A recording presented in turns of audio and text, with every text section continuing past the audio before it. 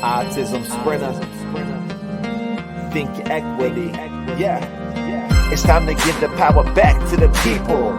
We're fighting to make our beliefs equal. Look at the failed policies and how they treat you. We got strength, yeah, we're far from feeble. This is for anyone with autism or a disability. Time to unite, show them how strong our will can be. Move readily, we're promoting equity. A non-profit platform, that's the recipe. Now throw your hands up, we finally got a winner. Think equity with autism sprinter. Now throw your hands up, we finally got a winner. Think equity with autism sprinter. It's time to make a change. It's time to stand up for what we believe in. Equality and equity across the board. No matter your race, nation, or creed, disability, or your needs. Yes, it gotta be equal. It gotta be right. You know this is the platform and the place to do it. Yeah, let's go.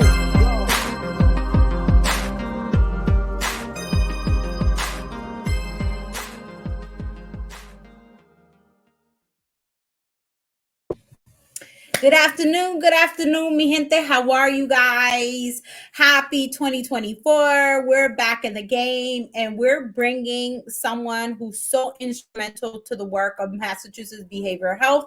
And I think that, as you guys know, Autism Sprinter, what we like to do is making sure that our families have all the information that they need to be stable, right? To be engaged, to be stabilized, and to know where to find the help when you need it. Because there's nothing so difficult than being a parent with a child with a disability and not knowing where to look, who to call, and where to get help.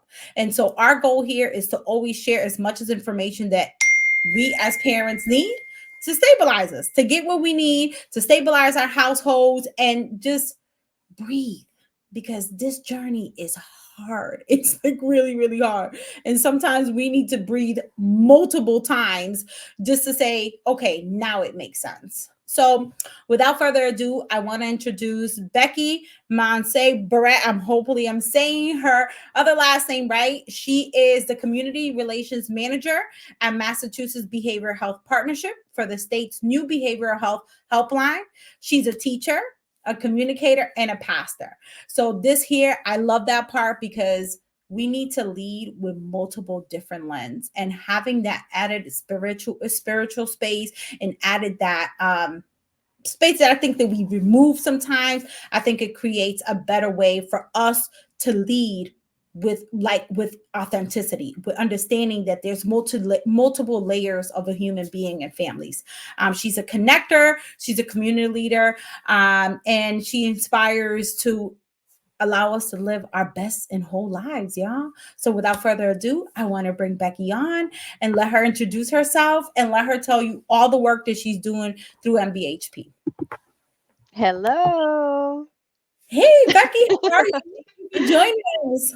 Oh, thank you for having me today. I'm delighted. Oh my gosh, don't worry about it. It's French, that middle one, the EAU. So it trips people out. The Manseau. It's different. Yeah. All right. So Becky, tell us a little bit about yourself.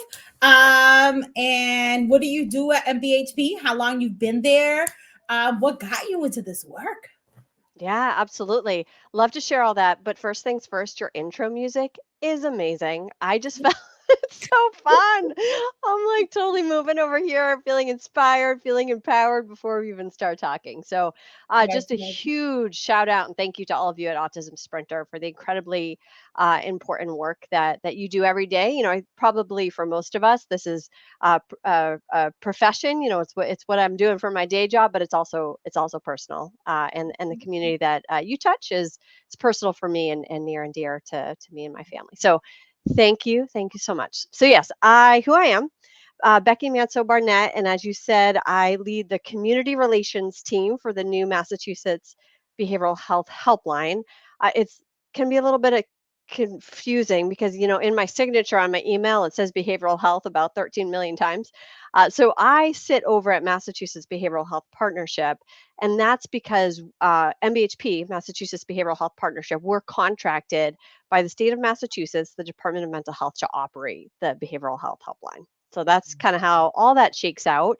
And I have been in this role, gosh, for just over a year. I came in just before the behavioral health helpline launched in the beginning of January 2023. And as you indicated at the beginning, I came into this role from many years in pastoral ministry, serving local churches.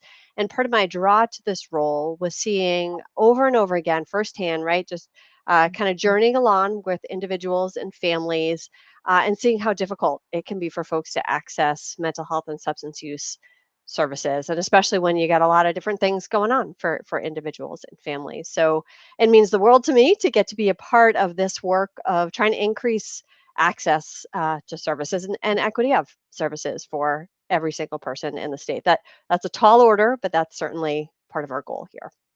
Did I And then miss anything?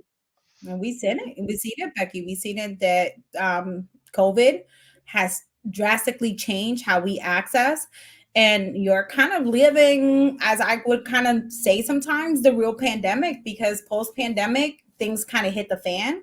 And we've learned that a lot of scary things happened during COVID. And we have a lot of things to repair and how we do access and gain access for, especially for behavioral health. I think we don't talk about mental health enough on different components. And, I love the fact that you guys are doing a lot of great changes, especially through the helpline and streamlining more information as well as updating websites. I mean, there's a lot going on and I appreciate it.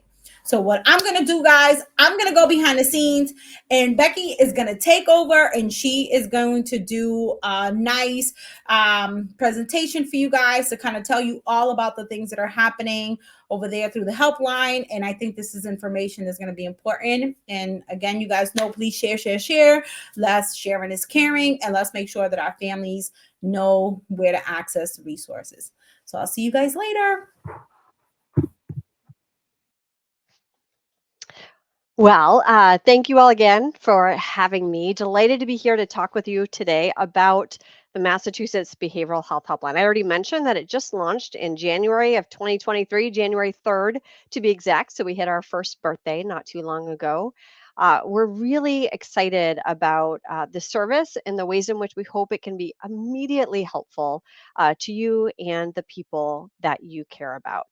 So just off the bat, super important details right here that if you want to learn more about the Behavioral Health Helpline, which you'll sometimes hear referred to as BHHL, the BHHL, you can head to masshelpline.com and there's information there.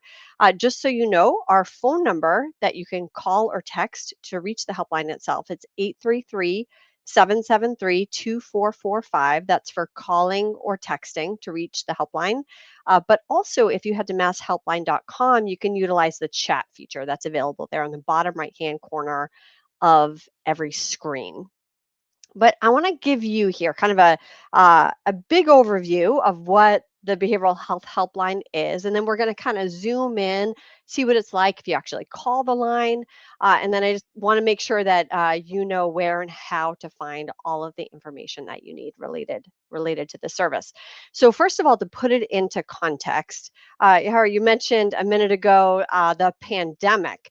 All right, so stepping back even before the pandemic to 2019, the state conducted a series of listening sessions to try to identify the pain points and gaps in the behavioral health care system in Massachusetts. My guess is you folks who are listening to me right now are not surprised to hear that a number of pain points and gaps were identified in that process, and that during the pandemic, the pain points and gaps were only exacerbated, only became the things that were issues became bigger issues. So some of the pain points and gaps that were identified, things like folks only knowing their emergency department as kind of the universal front door for getting connected to behavioral health services, to mental health and substance use services, difficulty finding culturally and linguistically appropriate services, finding services at all that take your assurance, that have availability. So from there, the state determined, okay, we need some more and better front doors for accessing behavioral health services in Massachusetts. Those front doors became known as the Roadmap for Behavioral Health Reform, which is a sort of a suite of services and initiatives that have been rolled out by the state over the past couple of years.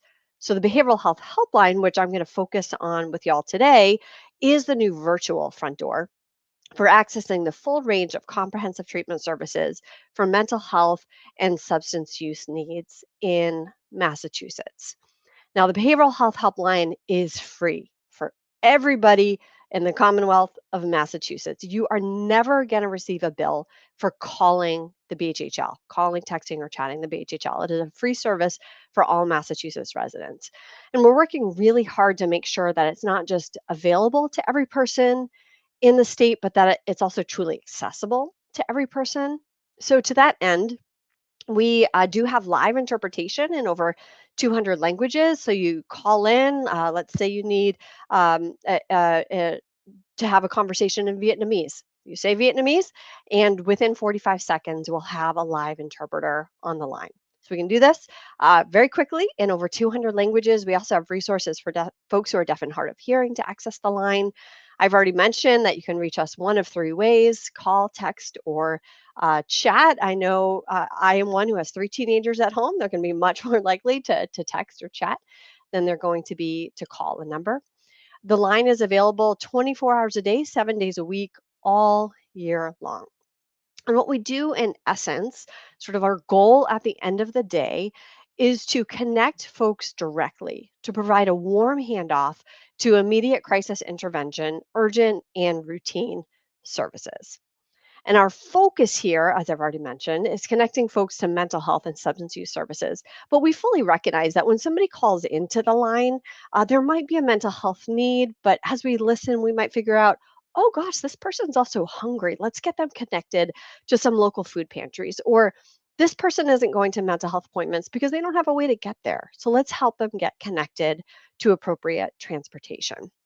So we're trying to be kind of a one-stop shop. So rather than having to make 10 different phone calls to get needs met, an individual hopefully can just call the behavioral health helpline and we will connect to resources for a wide range of needs.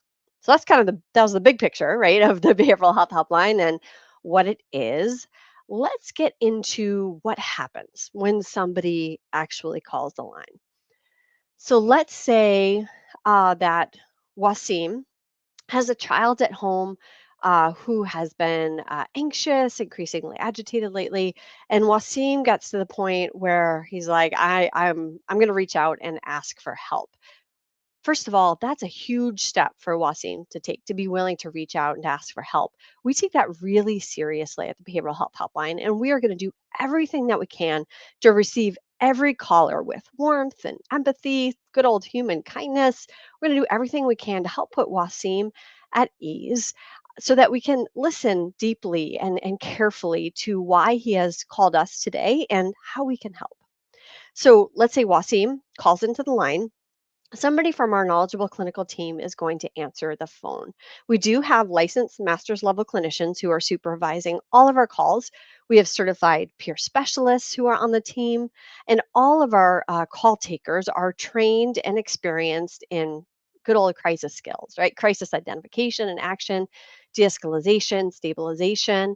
I do want to kind of add in here because I think it's relevant to you all that all of our staff, whoever they are in our call center, are trained in how to sensitively engage a wide range of populations. So to even be on the line, be able to take calls, they've received this training, and then we're continuing to add trainings as we go to increase our level of knowledge and expertise on the team. So, for example, as we go, we'll be adding more trainings around understanding autism and the experience of disabilities for individuals and families. But let's get back to Wasim here. Okay, so Wasim calls somebody from our knowledgeable clinical team, receives him with kindness and careful listening. They're going to identify who it is that is needing support or connection to services. Is it the child? In this case, that's what Wasim is asking for. So it's certainly the child. Could Wasim use some support? Are there any other folks at home that Wasim might be concerned about or needing some care and support in this situation. So let's say we've identified, yes, it's Wasim's child who is needing a connection to care.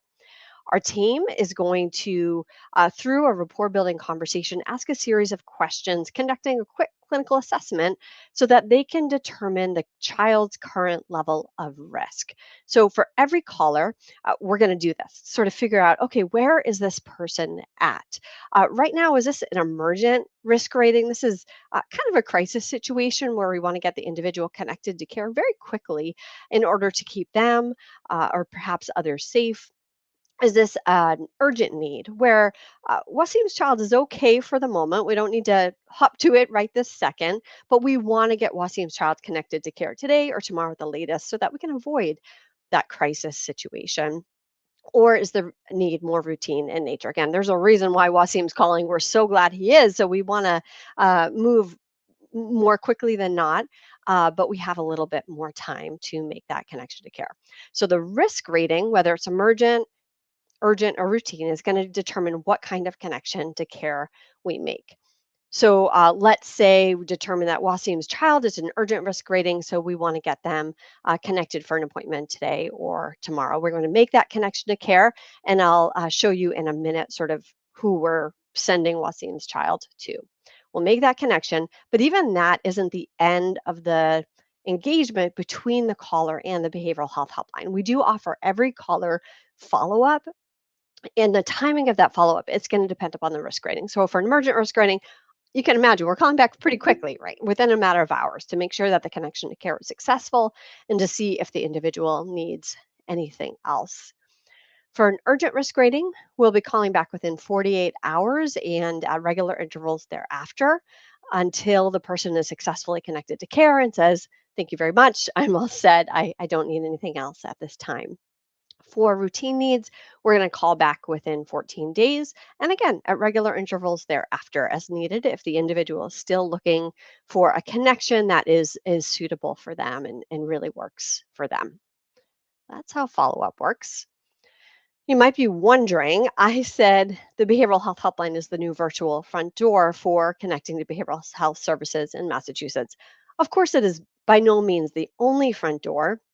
And actually, sometimes it can be the sheer number of doors that's a little overwhelming. Like, where do I even start?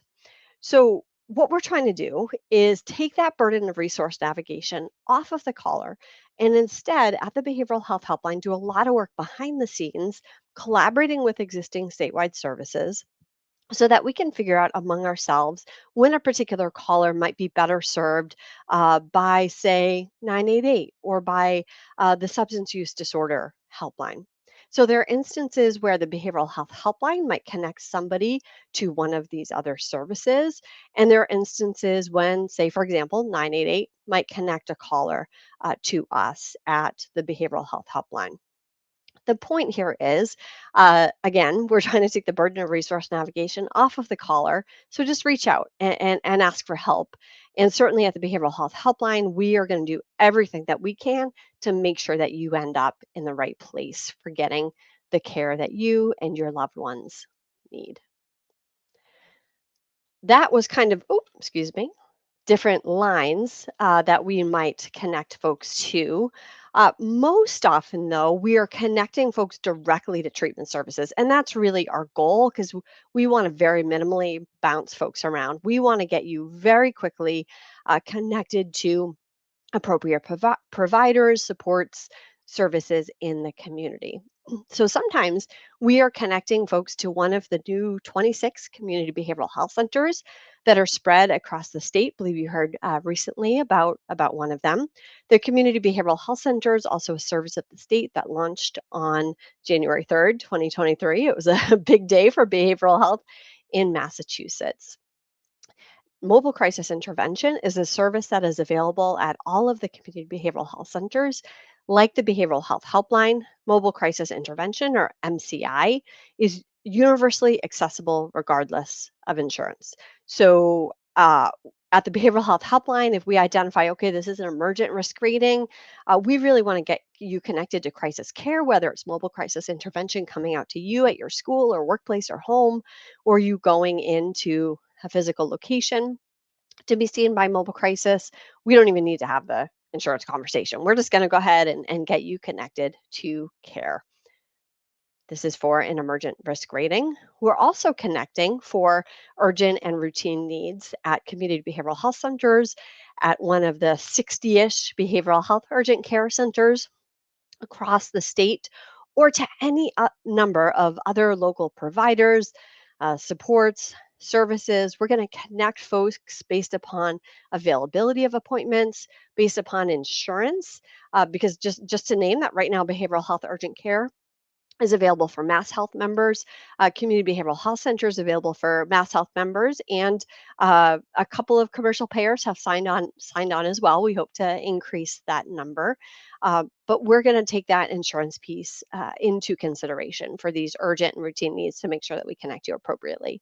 We're also going to consider other needs, such as an individual might need a Portuguese speaking provider, or wants a provider who's experienced in working with disabilities, folks with maybe co-occurring medical disorders, or whatever the case may be. We're going to look to connect you to the most appropriate provider, support, or service. We're not the experts in everything, but we are certainly going to work very hard to find those experts for you. Okay. The warm handoff. This is a really beautiful part, in my opinion, really beautiful part of what happens at the behavioral health helpline. It's probably happened to you before. You've been looking for a provider or some kind of service, and somebody hands you a list of 25 names and numbers, and you got to go home and call them all. It can be a little overwhelming, and you may or may not make your way down the list. So what we're trying to do, what we do offer every caller, is again to connect you then and there with the provider or service that you are in need of. So let's go back to Wasim, right? Wasim's child. We said we wanted to connect him for an urgent appointment. Let's say we're going to do that at the local community behavioral health center. So with Wasim's permission, we at the BHHL, we're going to go ahead and get the local community behavioral health center on the line. We're going to introduce them, share a bit about who they are and what they do. And then with Wasim's permission, we're going to introduce him and his child and share a bit about why he's calling today, so that Wasim doesn't have to repeat it all over again, which is great. Then we're going to have a three-way collaborative conversation. This is between the behavioral health helpline, the caller, and then the referring provider. So in this case, the community behavioral health center. We'll figure out some next steps, hopefully get an appointment set up. But again, even that isn't the end of the engagement between Wasim and the behavioral health helpline. In this case, we'll be calling him back within 48 hours to say, hey, did you have your appointment? Did it work for your child? Did it work for you? Is there anything else we can do for you at this time? One word, sort of caveat about the warm handoffs. So we're able to make a warm handoff anytime, night or day, for an emergent need. Mobile crisis intervention is available anytime, night or day. For after hours, urgent and routine needs, let's say Wasim waited to call when he finally could get his child to sleep. So it's 11:30 at night, offices aren't open. But what we'll do is say, hey, Wasim, can we call you back tomorrow morning at 8 and go ahead at that time when offices are open and complete a warm handoff for you to get that appointment signed up.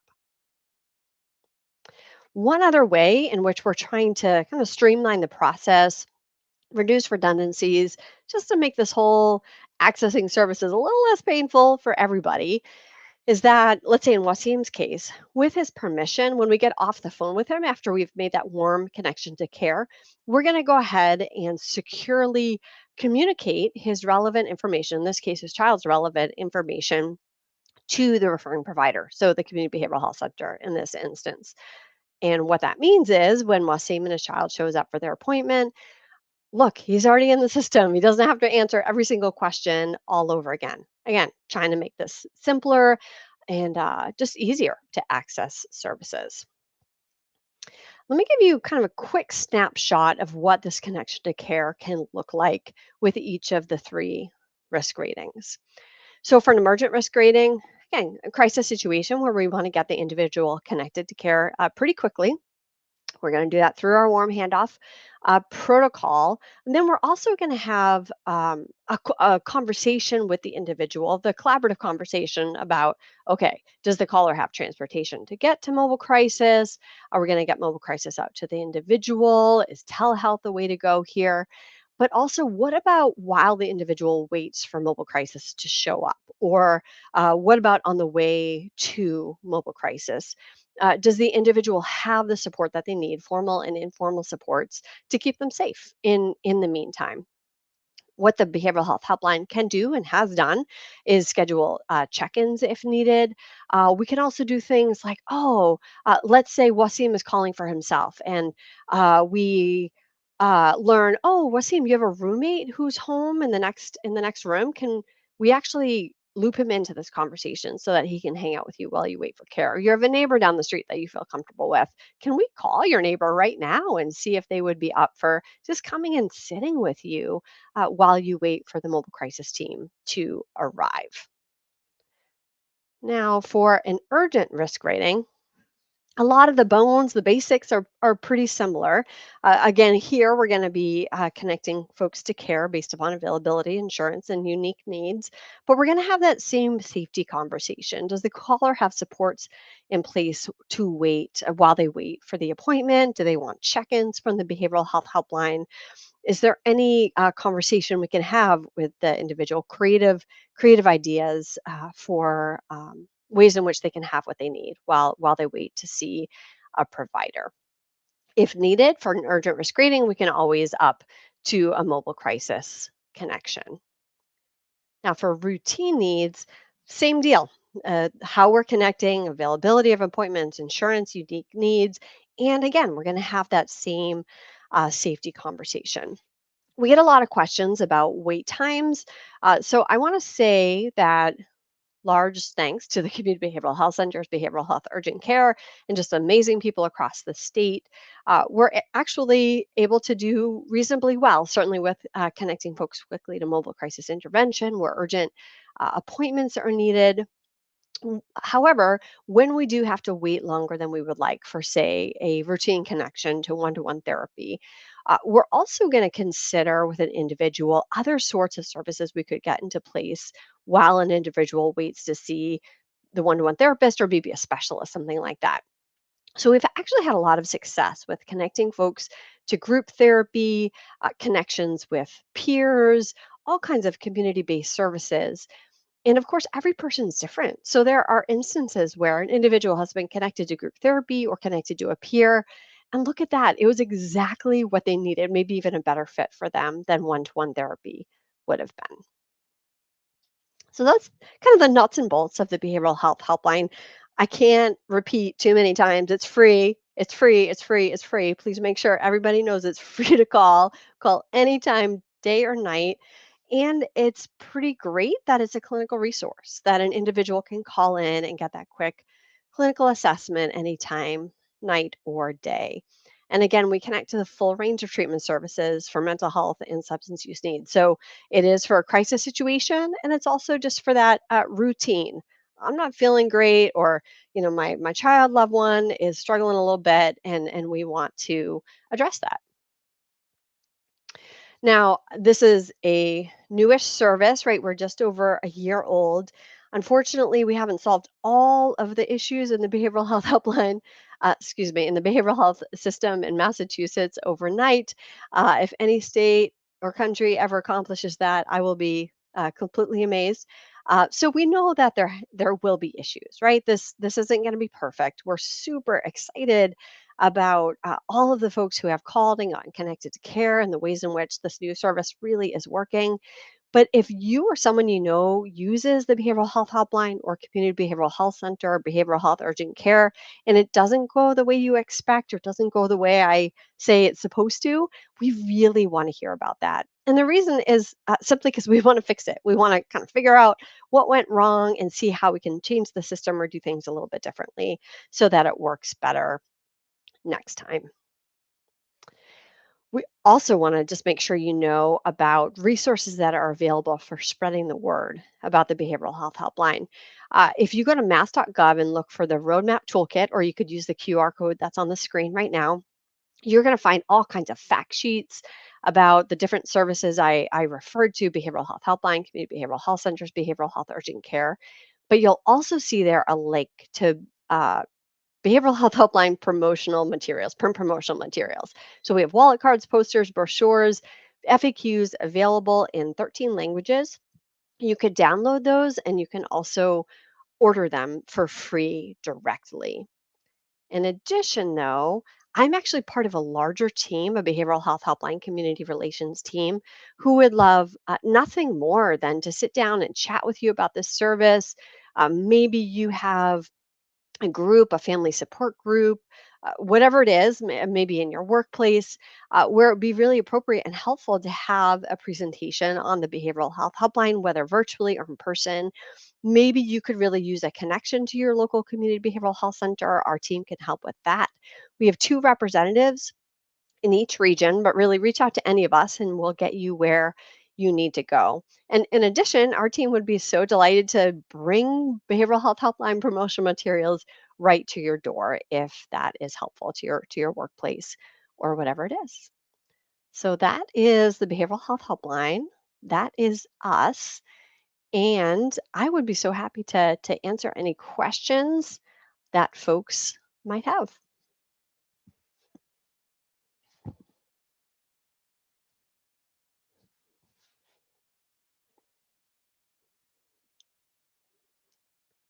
Oh no, I can't hear you. Hey, guys, I'm back. I'm muted. I was muted. Thank you for joining us, Becky. I do see in the chat a lot of this is great information.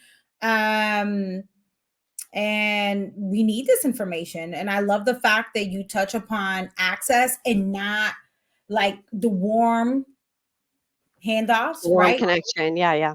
Because those are critical, right? Because when we're in a crisis, a parent's in a crisis, your child is in a crisis, the last thing you want to do, guys, is be bounced around everywhere to the point that Mhm. you just like, I'm not going to call back, and you never know what happens. So those are critical elements that we need. Those warm handoffs are so important. But I do have some questions for you. Sure. Um, in now they were during the pandemic to now, what has been the changes that we're kind of seeing in this helpline? Are they more frequent? Are they less? Like, what, tell us a little story about what that looks like now. Yeah, sort of the number of folks who've been reaching out. Is that what you're wondering about? Mhm. Yeah. Mhm. So we have seen a steady increase over the year. I will say that the night of January 2nd, right, the line launched on January 3rd, 2023. It was like, what's going to happen? Is anybody going to call? Oh my goodness, people called. Started calling right away. And I got to say, we're not glad that folks are struggling. Nobody's happy that anybody's struggling, but we all know we're struggling. So given that, we're really glad that people are calling.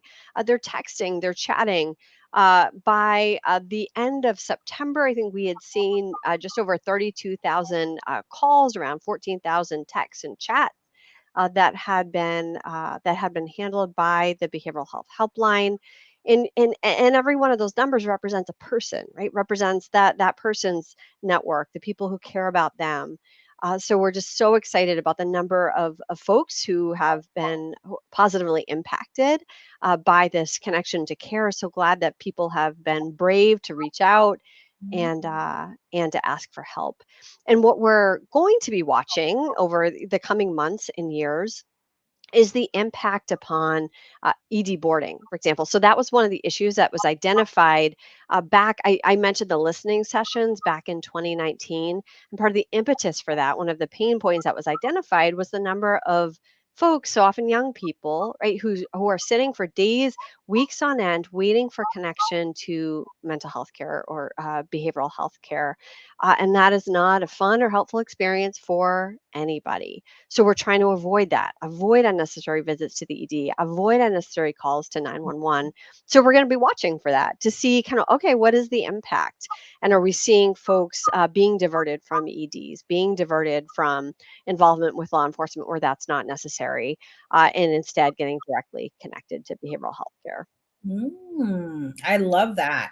Someone's asking, do you know if the helpline is available for others to access in other states? I'm chuckling at this question, and this is why.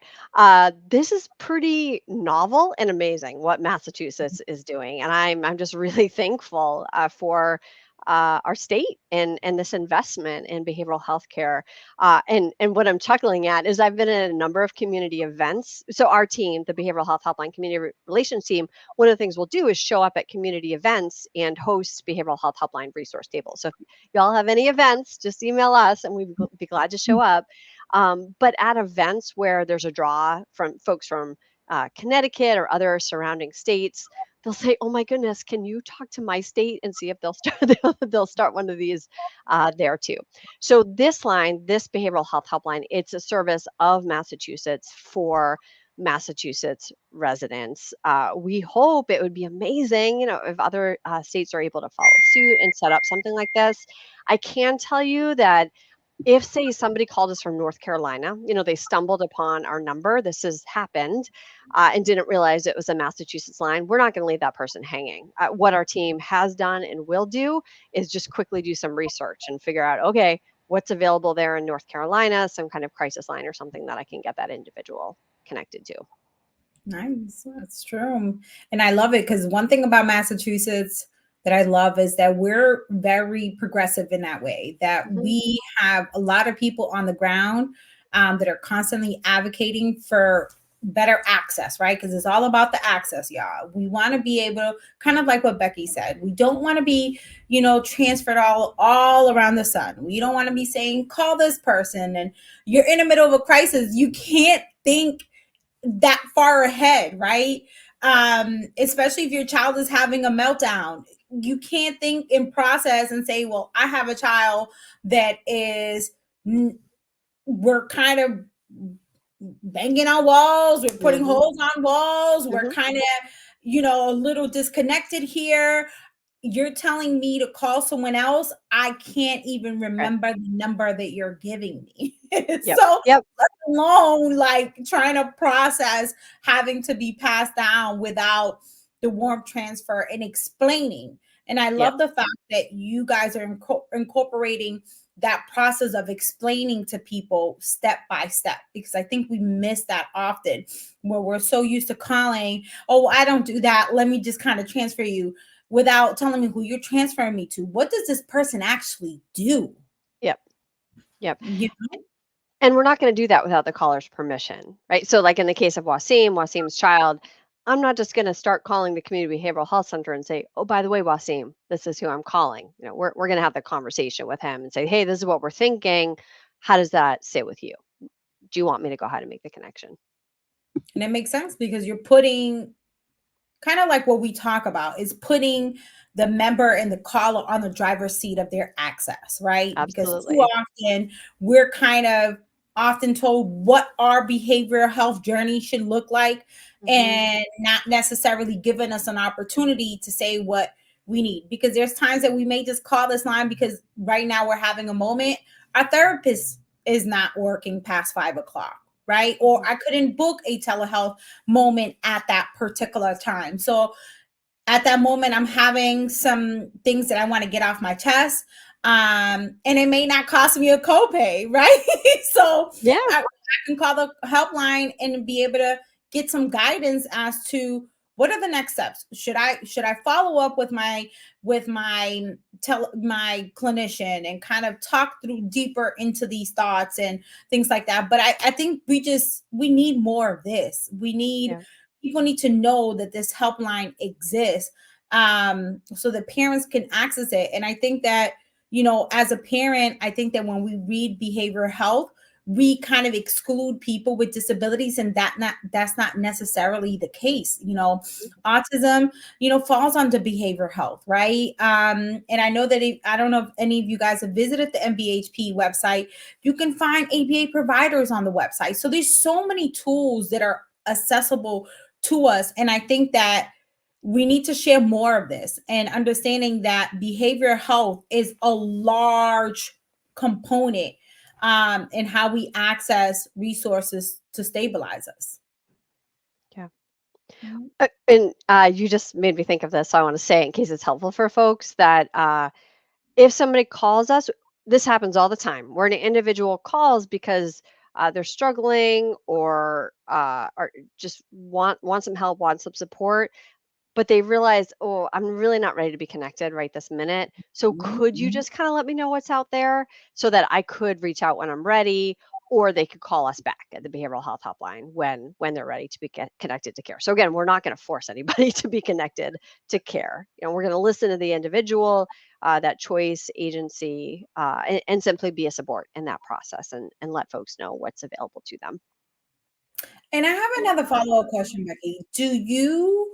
Is there like metrics that are being shared, right? Like, are we kind of collecting data behind the scenes through the helpline that say how many people we've had to connect to their local crisis team, this, services their area, age groups, calls, like what type of calls you're getting for? Are those metrics being collected to kind of shape the longevity of this helpline and how we can kind of create a dashboard where we ensure that we build more communication between crisis teams, clinicians, telehealth providers, and all these things that sometimes feel a little disconnected? Yep. Your question is so timely. So actually, there is now available. It is there on mass.gov, a public dashboard with behavioral health helpline data. I Mhm. I didn't share it today only because we're waiting for a URL that'll be a little bit simpler for folks and kind of working out some of the kinks. But our data is huge for us right now because it's a key way that we can make sure the service is doing what we say we want it to around access, around equity, looking at the full picture of the folks who call Massachusetts home. So we're certainly collecting things like, total number of calls, texts and chats, age groups of folks who are reaching out to us, looking at call volume by county, by zip code, looking at things like what sorts of connections to care we're making. Was it an emergent need, an urgent need, a routine need? We're looking at how folks are reaching out to us, whether it's call, text, or chat. We're looking at average wait times, the average call times, and gosh, I'm trying to think what I might be missing here. Demographics of folks who are that are calling in.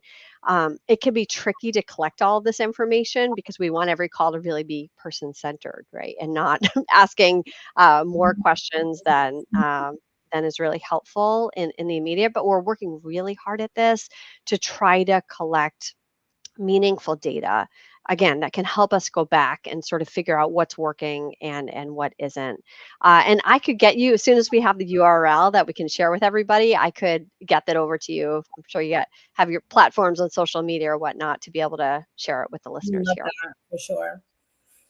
And then now that we're kind of seeing, an increase of a lot of very vulnerable families that are coming, to Massachusetts, Mhm. and it's kind of happening nationally where we're having a lot of undocumented families navigating these very murky waters. Yeah. Like, what kind of systems in place do you guys have as a helpline for families who may need to call the helpline as someone who's undocumented and may, not want to see it out of ER this time? You know what I mean? Yep. Um, what tools do you guys have happening on the helpline for that? Yeah, this is again such a timely question. So important. It's what we're talking about all the time over here these days. So you didn't ask this, but I think you'll be interested. Just to let you know, kind of on the side, that the community relations team, the team a part of, we've been doing a ton of active outreach to all the shelter sites across the state where we have migrants coming through, just to make sure there is awareness about the behavioral health helpline to try to grow a sense of comfort with it, by having some familiar faces with our representatives, going out and saying hello. So we're trying to get the word out for one, but then there's the question of how do we serve folks well when they do reach out to the behavioral health helpline. So the question we get here a lot is around insurance, right? That can be kind of the sticky wicket. So what we're so glad about is, again, calling the behavioral health hotline is a free service. From there, how and where can we connect folks to care? So if an individual doesn't have insurance, well, we can connect them to resources for applying for insurance. Where an individual has limited insurance, so say Mass Health Limited, a reminder that the crisis services, mobile crisis intervention, is universally accessible regardless of insurance. So somebody with Mass Health Limited can 100% utilize the crisis services, mobile crisis intervention, and then also community crisis stabilization, which I didn't talk about here. It's a service of the community behavioral health centers, which I'm getting the nod from you that you know what I'm talking about. And that includes community crisis stabilization and youth community crisis stabilization. And folks, of course, children, minor migrants have some additional coverage for urgent and routine behavioral health needs. And then from there, what we're doing is just kicking the bushes, to be totally honest with you. We are working really hard to find free and sliding scale resources that are going to at least get a person through. Through and we want to try to avoid that crisis loop, right? Okay, great, I can get crisis care, but then what? I'll be back in crisis right, in another week, 2 weeks, a month, or whatever it is. So there are admittedly some unanswered questions there. Again, really thankful for the state of Massachusetts and the ways in which I know they're really working really hard to address this question. And we're working really hard together because we have real people with real needs right now. And this is the beauty of the behavioral health helpline. You call and you talk to a human who cares about you and your situation and is going to listen and going to work with you to try to figure out something that can help in the meantime. And there's the follow up too, Right. which is really beneficial. And that's beautiful because that's what we need. We need that connection. We need that sense of making it okay to reach out when you're having a crisis. Because I think for the most part, people don't know how to take that initial step because the stigma, right? There's stigma like, are you okay? Are you, and also learning if that call is going to make sense for you. If you're going to walk out of that off the phone and that call makes sense, because sometimes a lot of things don't make sense. And I think that, often as a person who's worked in a mobile crisis as a family partner, who's navigated, the Mass Health and all that stuff, there's a lot of things, right? And sometimes as a parent, I can tell you that the main thing I aim to do is that if I make a call for any type of help, that it makes sense, that I'm walking out of there with enough resources that make sense, that are work for my family, work for stabilizing me, engaging me to want to proceed to get help versus building another barrier and say, you know what, I'm not going to do this again because this doesn't make any sense. So I love that those are the focus that we need, especially here in Massachusetts, because we got a lot of going on, y'all. A lot. Yeah, we got a lot. And actually, you just reminded me something I should say too is that the behavioral health helpline, this question of if an individual has no insurance or limited insurance, another thing we can do is help connect to state agencies that provide care for an individual who qualifies for it. So, particular Department of Mental Health Services. So again, just that like navigating the system, man, it can be so overwhelming. And that's just another piece we can help with at the BHHL. So it's safe to say that the people that you guys hire and you have on the helpline are people that are kind of, I would say, expert, right? That they understand what Massachusetts looks like, what resources are in Massachusetts, what are those steps to gain those resources. So you guys do a lot of training, what does it look like for someone who works in the helpline when they're answering those phones and what their role is? Yeah, I'm really glad you asked. And I want to say it's super important to us to be really transparent about, who we are and who we're not, what we can do, what we can't do. So we are not, our team are definitely not experts in everything, right? There's no way anybody could be an expert in everything. What we're working really hard to do is make sure the team knows enough about enough services and enough options to be able to be that front door. Again, what we're looking to do is, all right, I'm listening to you, what's going on with your family, what you're needing. Ah, we know about this service or resource. We're not the experts on it, but we're going to go ahead and connect you to it. So again, in all transparency, the behavioral health helpline is a plane that we put in the air before we finished building it. Like no question. And that was intentional. The reason is this plane was needed like 10 years ago. So the idea was, let's go ahead and get it up there, get it flying, and we can start helping people while we continue to build the plane. So this training piece is huge for us. Like I said, each call taker has extensive training before they hit the lines at all, weeks of extensive training. But then we're continuing to add to the trainings that our team has on an ongoing basis. How we're doing that? Well, we have a number of advisory groups, behavioral health helpline advisory groups, where we're listening in the community, listening to families, listening to folks with lived experience, real people like us whom this impacts, to say, hey, what are we missing? What do we need? What was your experience when you called the line? What does our team need to know that we don't already know? And adding to our trainings. Like, for example, we recently had a military culture training, a deaf culture training, and we're actually adding to that around the deaf and hard of hearing community to do more. How can our team most effectively utilize interpretation services to have a fruitful, really responsive conversation when using an interpreter. Coming down the pike for us, we're definitely going to be looking toward more trainings around autism and disabilities.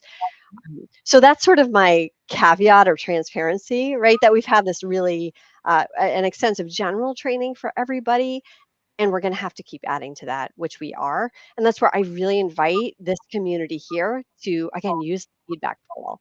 If you're realizing, what, this is needed for training at the behavioral health helpline so that it can effectively serve me better, or this demographic better, we want to hear about it. And folks can also reach out to me directly. I would love, love, love to hear from you.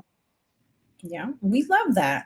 I love this, Becky. This was awesome because it's information is a gem, guys, right? We all understand that once we have the information that we have and the resources that we have, we know who to call and what they do, right? And like she said, we may see these people as our experts, but they're human beings on the other line as well, right? These are people who have the tools, they have the resource, they can connect us and say, hey, well, this, agency does this, this is what this department does. And it's just that level of education that I feel like sometimes we don't necessarily get when we're calling for help. Because part of also being in a crisis, and it's hard, right? But there's a process of learning and being educated at that particular moment. And it may require follow-up, kind of like what you said, Becky. We may have to follow up. People have to follow up and say, hey, just checking in and just kind of see how everything's going today. And it's just part of the process, guys. And I'm just really, really happy to have you here, Becky. And this is great information. If there's any surveys you want me to share, I'll share the link for feedback. I think as much as feedback as possible, especially now post-COVID, that we're kind of trying to aim to stabilize an entire Commonwealth. And it's a pretty hard task. And behavioral health is a top priority. Absolutely. Absolutely. All right. So guys, if there's anything else you want to say, Becky, let us know. Let us know where to find you, websites, any phone numbers you want to share. Yeah, well, just thank you again for having me. And I was just looking quickly to see if I could put my email in the chat. So I can do that. And would, again, just absolutely love to hear from you. You can go to masshelpline.com to learn more about the service itself, about the behavioral health helpline, but again, also to mass.gov, to the roadmap toolkit. Lots of information there. The feedback portal that we already have no, it's not in the chat for you here, but we can get that link out to folks as well. Is that something I can put in the chat right here? Is that okay? I can do it for you. I'm doing it right now as we speak. Okay. Here, you know what? I got the portal right there. And this link pretty soon we're working on making it available in multiple languages so we can get feedback from folks in multiple languages. And when we do that, when we make that change, my number and email are actually going to be right on that portal. So you'll be able to, if you lose my email address or lose my number, you'll be able to find it there directly. And we have folks sometimes can't find my number or name and are looking for a presentation. As a backup, you could always call the behavioral health helpline and just ask to be connected to me if necessary. Then we try to save the lines there for folks needing connection to care when possible, but that is an option. And I will put my address, my email address in the. And we're doing some multitasking, guys. Drop all this stuff for you. Yeah, don't want to leave anyone hanging. Right. This is part of the work, guys. You know, we're here. It's a multitasking thing because we got to make sure the information is there for you to access. It's all about the access. Yep. It's all about the access. This is awesome.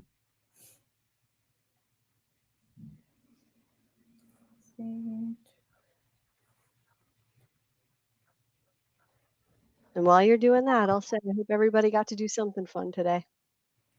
Yeah. A little chilly, but no, it is. It's really chilly today. I had to do a little workout. My goal for 2024, Becky, is I need to lose some of this weight, get my mom energy back. So that's, the mom is on a journey. Yeah, Mom is on the journey because you feel healthy, you feel free, right? And so, again, guys, this is part of behavior health, right? So part of my behavior health journey is mom has to get her energy back, and she's putting some tools together to get those energies back. So that's my goal for 2024. I love it. Any goals you have for 2024? Yeah, well, that's a big one, is just moving every day is my my thing, right? Because I'm doing a lot of sitting at the desk behind the computer all day, every day. And I feel sluggish from it. So I'm trying to be creative, right? Even if, is there a work meeting that I could take on the phone and hoof it around the block while I'm talking to the person, and hopefully they don't hear how hard I'm breathing when I'm going up the hills. But moving, getting moving. It's huge for me. Right. Well, that's good, guys. So we're happy, Becky. Thank you for joining us. We dropped the link to the forum in the chat, her email. Guys, if you guys have any question, and I think Becky has been very vocal and upfront that she's looking for feedback. And this is, again, where we as families and people who are gaining access to these resources are in a driver's seat, and giving feedback and giving our ideas will make the helpline be as successful as it's supposed to be, right? We want to be able to access these resources as families, to making sure that every call makes sense. And that call, you get all the resources that you need, and you feel stable.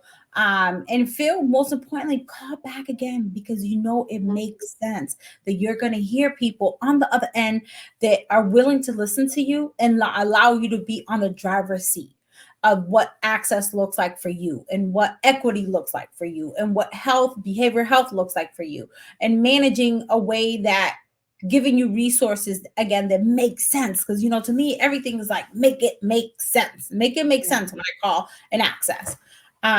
So guys, thank you guys for joining us. All the information's in the chat.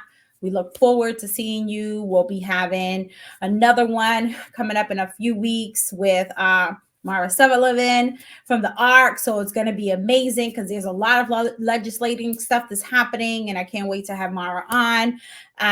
But guys, thank you. And Becky, thank you so much for joining us. I appreciate you so much. Likewise. Thanks for having me. All right.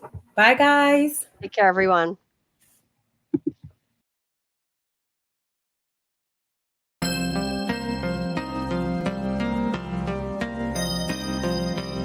Autism sprinter. Think equity. Yeah. It's time to give the power back to the people. We're fighting to make our beliefs equal. Look at the failed policies and how they treat you. We got strength, yeah, we're far from feeble. This is for anyone with autism or a disability. Time to unite, show them how strong our will can be. Move readily, we're promoting equity. A non-profit platform, that's the recipe. Now throw your hands up, we finally got a winner. Think equity with autism sprinter. Now throw your hands up, we finally got a winner. Think equity with autism sprinter. It's time to make a change. It's time to stand up for what we believe in. Equality and equity across the board. No matter your race, nation, or creed, disability, or your needs. Yes, it gotta be equal. It gotta be right. You know this is the platform and the place to do it. Yeah, let's go.